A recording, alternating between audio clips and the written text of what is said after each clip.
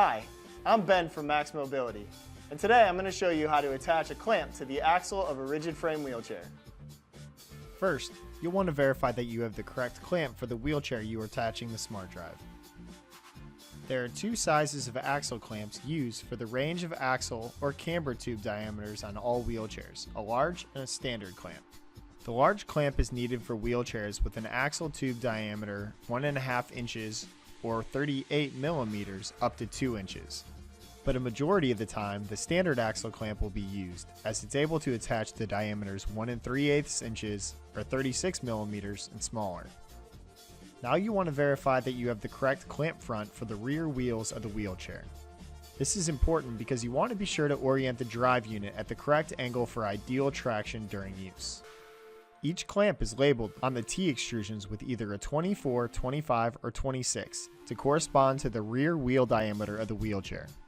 For 22-inch or 501 wheels, you'll use the 24 clamp. You'll also notice a number of rubber inserts provided with your clamps. These correspond to the exact axle diameter of the chair and also give the clamp some grip to prevent it from moving or rotating during use. If you look at the sides of these inserts, you'll see a number of dots. A majority of the time, you will use the 1 or 2 dots, but refer to the chart in the axle clamp mounting instructions for which rubber insert corresponds to which axle diameter.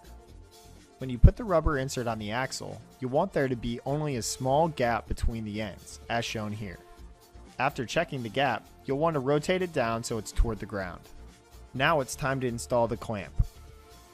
Making sure the clamp front isn't upside down by looking at the max on it, simply position the back and the front over the rubber insert and begin to tighten the 2 screws.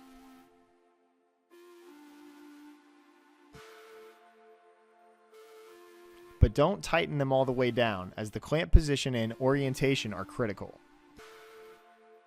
For this, first measure and adjust to make sure the clamp is in the middle of the axle. Next, looking at the bubble level provided with the clamp, orient the clamp so that it is perfectly perpendicular to the ground.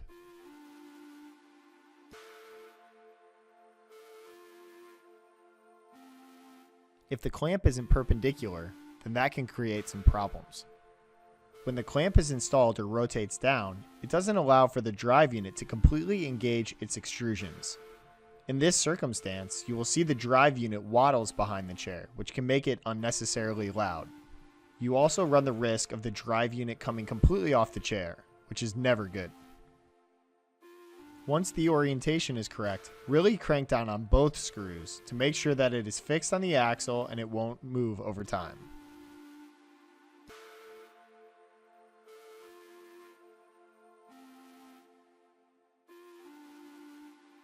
One final check of the bubble level for correct orientation, and then you can take it off. Whenever handling your drive unit, you'll want to be sure your wristband is turned off.